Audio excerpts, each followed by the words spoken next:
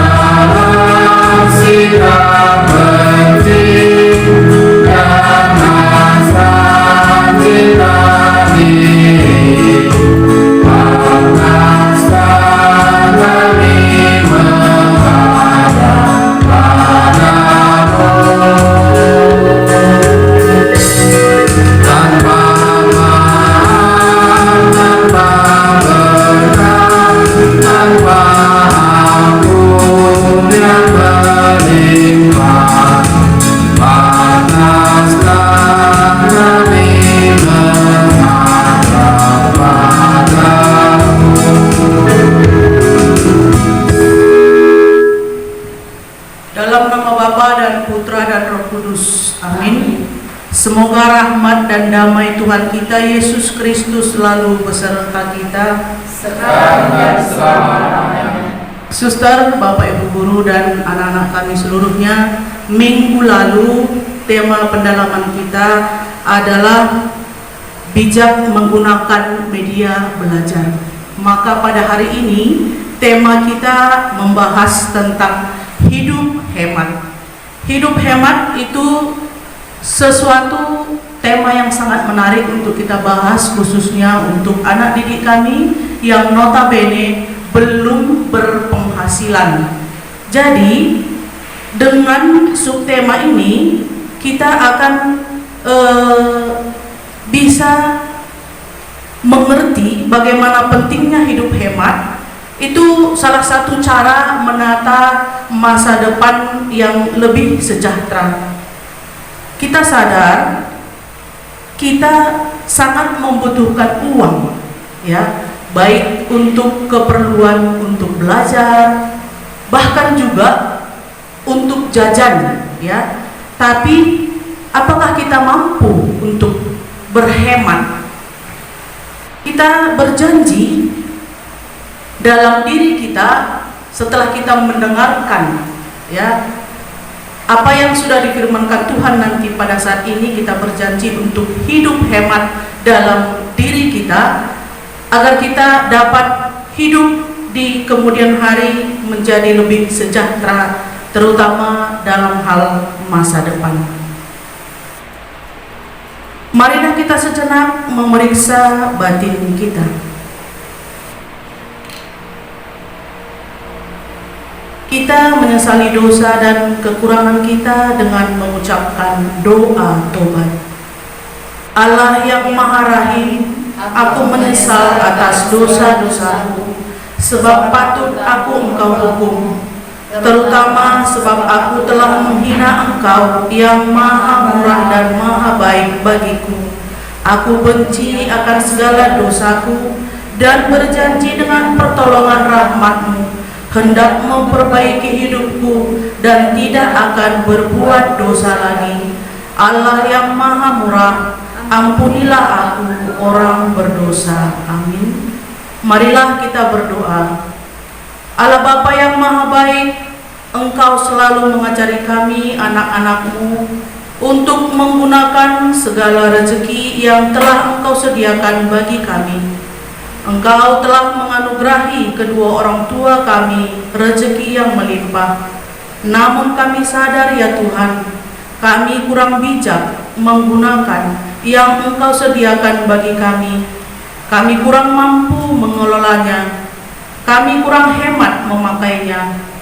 Teragilah hati dan pikiran kami ya Tuhan, agar melalui pertemuan ini kami berusaha untuk memulai hidup hemat demi Kristus Tuhan dan pengantara kami yang hidup kini dan sepanjang masa. Amin. Kita dengarkan bacaan kitab suci. Kita bernyanyi 372.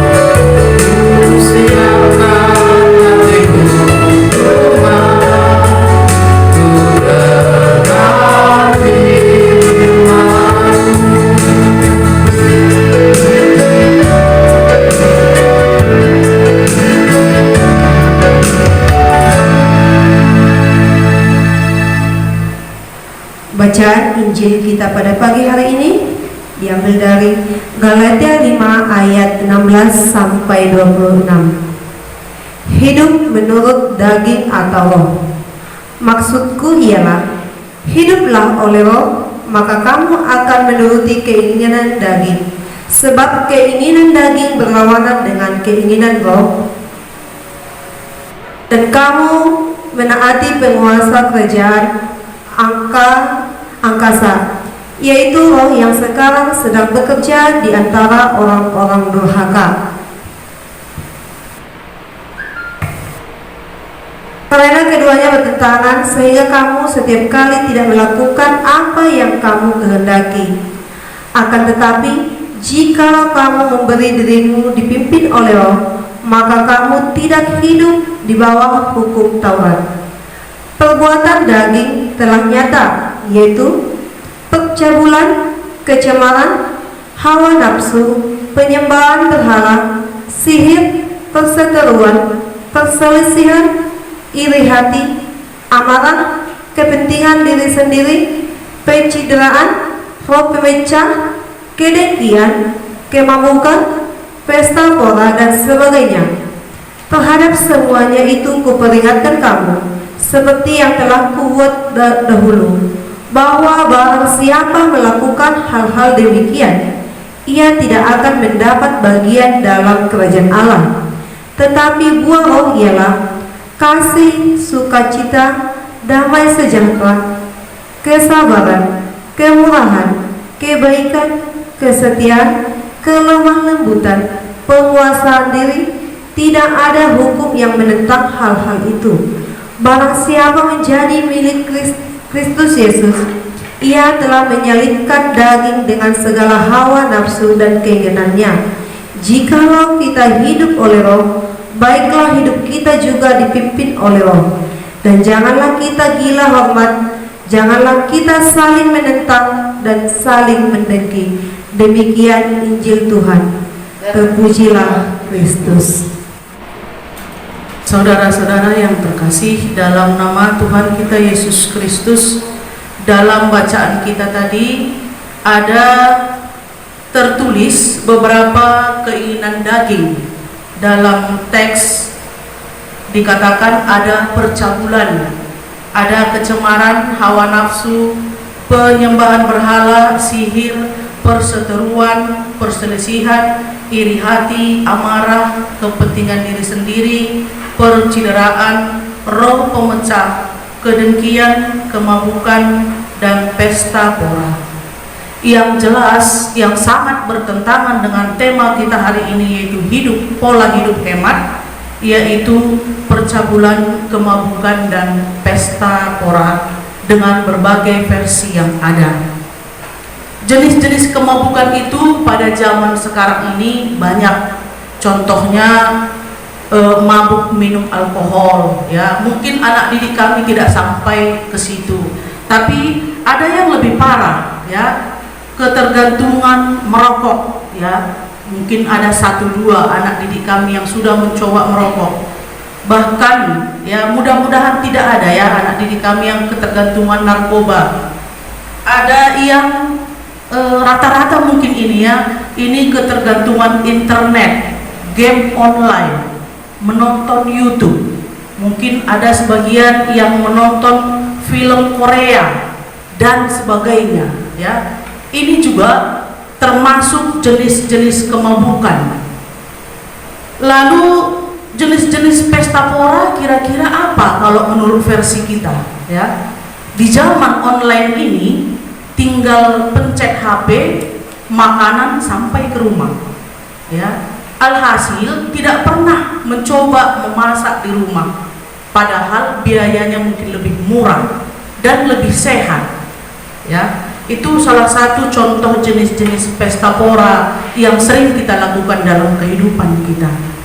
Nah, sebenarnya yang perlu, ya, dalam kehidupan kita minta kepada Roh Kudus untuk tetap menyertai diri kita, terutama dalam hal kasih, sukacita, damai sejahtera, kesabaran, kemurahan, kebaikan, kesetiaan, kelemah lembutan, dan terakhir adalah penguasaan diri. Kesemua buah-buah roh itu yang paling berhubungan dengan hidup hemat adalah penguasaan diri. Penguasaan diri, contoh yang paling konkret, mungkin ya, alangkah lebih baiknya paket internet anak-anak kami dipakai hanya untuk belajar. Selebihnya, kalau ada uang sisa, alangkah lebih baik dibeli pulpen atau buku yang mendukung untuk proses pembelajaran. Jadi untuk anak-anak sekolah, ya, banyak sekali kebutuhan yang mungkin, ya, sangat kamu butuhkan dalam hal pembelajaran, terutama pembelajaran daring ini, ya, terutama handphone dan paket internet. Mungkin tambahannya buku tulis, alat-alat tulis, dan lain sebagainya. Sementara yang menjadi keinginan dalam dirimu banyak. Mungkin anak-anak kami memakai handphone sekarang yang berharga katakanlah kurang lebih 1 juta, kepengen, ya, ingin lagi membeli yang lebih lagi, Ya, ada ininya, ada itunya, sehingga dihitung harganya mungkin sampai ke 5 sampai 6 juta. Itu adalah keinginan. Atau bahkan kepengen punya moge ya, motor gede, lebih gede motornya dari orangnya, ya. Itu keinginan. Jadi sebenarnya yang paling diutamakan itu apa? Yang paling diutamakan sebenarnya adalah kebutuhan, bukan keinginan. Sejauh mata kita memandang, akan banyak muncul keinginan dalam diri kita, termasuk juga kami Bapak Ibu guru, ya. Jadi yang diutamakan adalah kebutuhan. Bagaimana kita bisa menekan keinginan, mengatakan cukup untuk keinginan, ya, dilaksanakanlah di dalam kehidupan kita sehari-hari.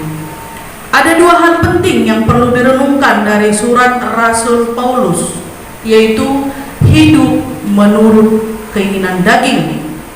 Ciri-cirinya itu biasanya orang yang hidup seturut keinginan daging itu adanya percabulan, adanya kecemaran, adanya hawa nafsu, adanya penyembahan berhala, sihir, perseteruan, perselisihan, iri hati, amarah, kepentingan diri sendiri, percideraan, roh pemecah, kedengkian, kemabukan, dan pesta pora.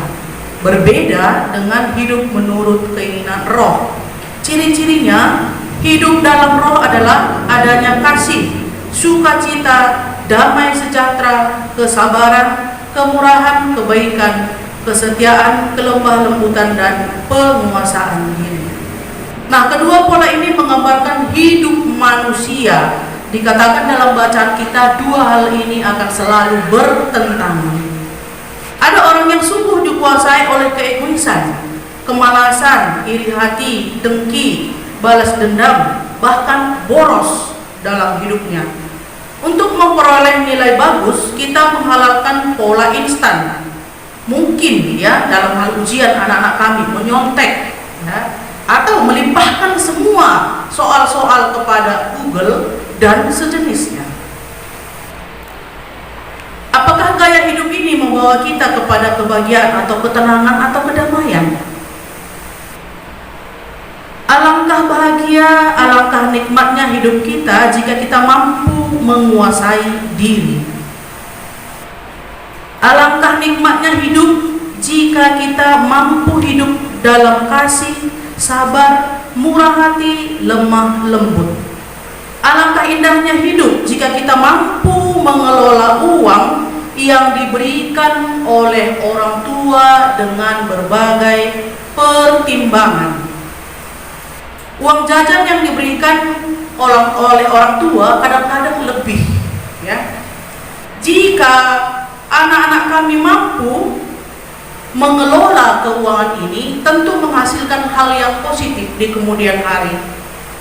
Salah satu caranya adalah belajar menabung, ya. Menabung itu boleh dibuat di rumah sendiri dengan komitmen sendiri, ya. Jangan nanti lewat tukang bakso dipanggil, habis uang tabungan, berarti tidak ada komitmen.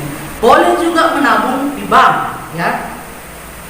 Belajar menabung atau menyisihkan uang jajan, langkah menuju hari esok yang sangat lebih baik. Orang yang terbiasa menabung, dia akan mampu mengolah hidupnya dan akan menghantarkannya menuju kepada kehidupan yang lebih sejahtera. Anak-anak kami, banyak cita-cita dalam dirimu sekarang yang akan kamu raih, ya. Itu pembahasan kita pada pertemuan yang pertama. Mendukung cita-cita ini salah satu adalah menabung. Sabda Tuhan sudah diperdengarkan kepada kita pada saat ini. Mari kita mulai dari diri kita, dari hal kecil. Seberapapun uang yang diberikan orang tua untuk kamu kelola, pertanggungjawabkan dengan baik. Ingat, masa depan masih panjang yang harus kamu lalui. Persiapkan dengan baik, salah satunya dengan cara menabung. Utamakan kebutuhan daripada keinginan. Mari belajar untuk menghargai kerja keras orang tua. Uang jajan yang mereka berikan bukan pertama-tama untuk dihabiskan, tetapi kita belajar mengelolanya sehingga pada saatnya kita punya penghasilan sendiri, dan itu akan menjadi kebiasaan bagi diri kita sendiri untuk selalu hidup hemat, dan kita akan lebih mudah mencapai hidup sejahtera di kemudian hari. Kita sampaikan doa permohonan. Allah Bapa di surga, kami anak-anak-Mu selalu hidup dalam keinginan daging kami.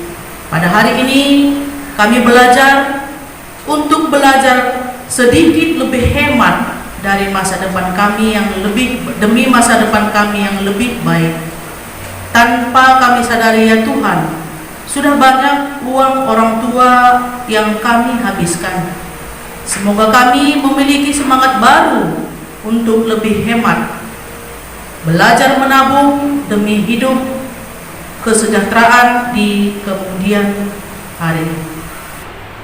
Kami mohon ya Tuhan, kabulkanlah doa kami ya Tuhan.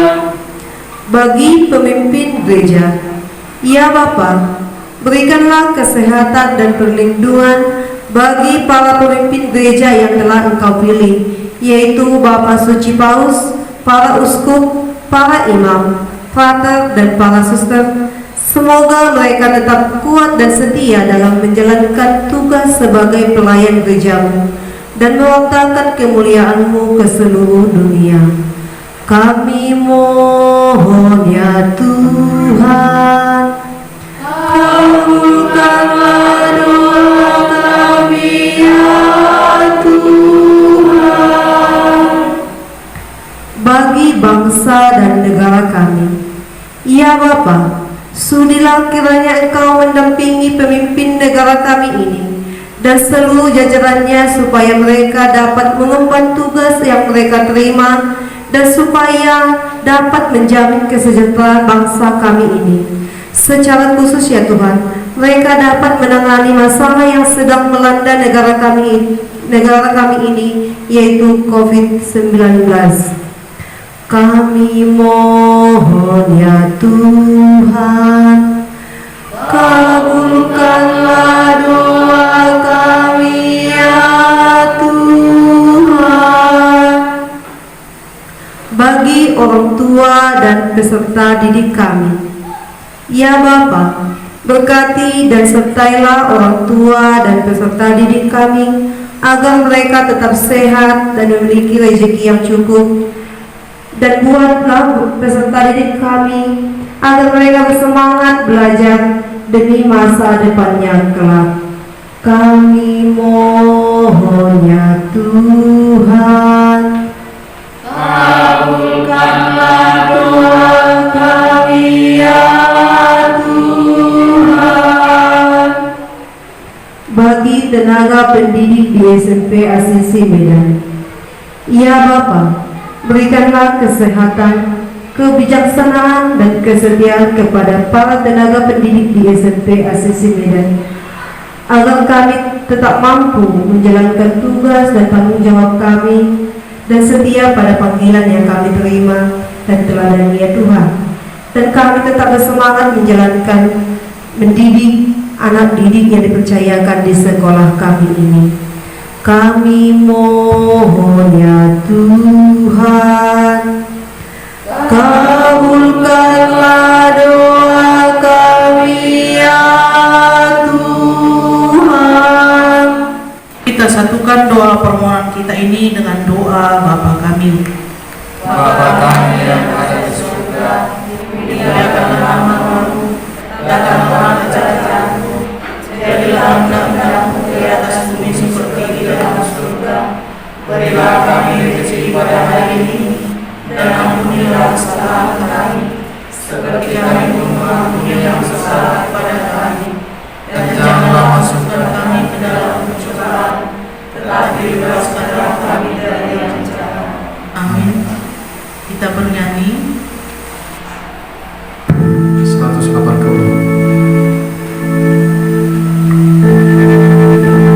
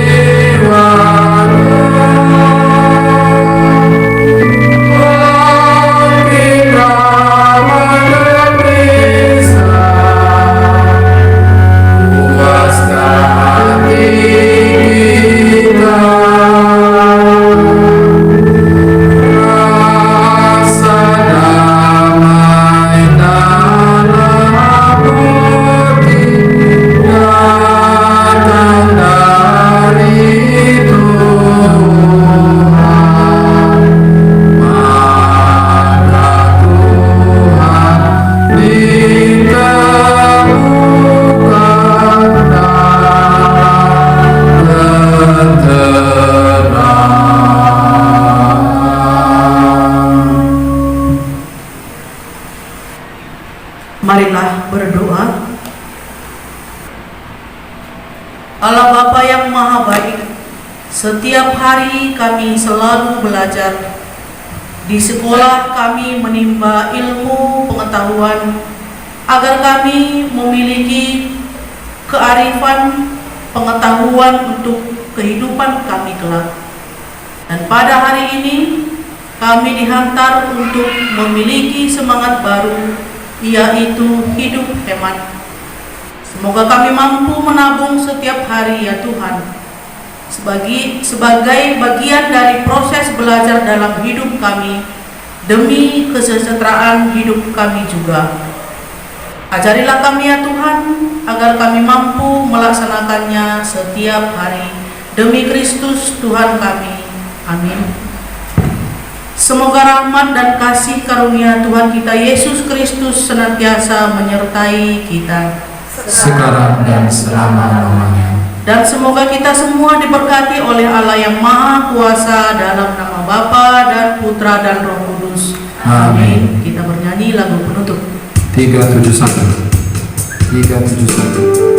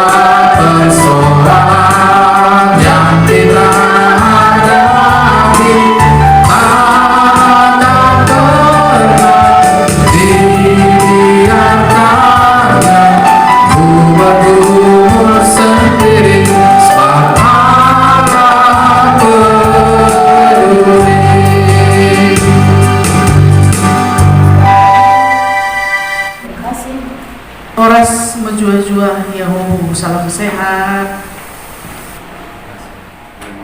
Terima kasih.